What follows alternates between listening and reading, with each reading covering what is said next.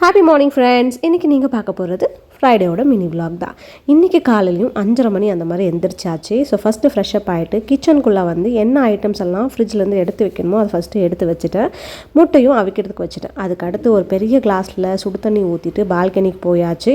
அப்படியே கொஞ்சம் செடிங்கள் எல்லாமே பார்த்துட்டு கொஞ்சம் நல்லா காற்று வாங்கிட்டு அதுக்கடுத்து பெட் எல்லாமே மறுபடியும் ரீஅரேஞ்ச் பண்ணி வச்சுட்டேன். ஸோ ரீஅரேஞ்சுனா ஃபஸ்ட்டு இந்த துணிங்களெல்லாம் மடித்து வைக்கணும்.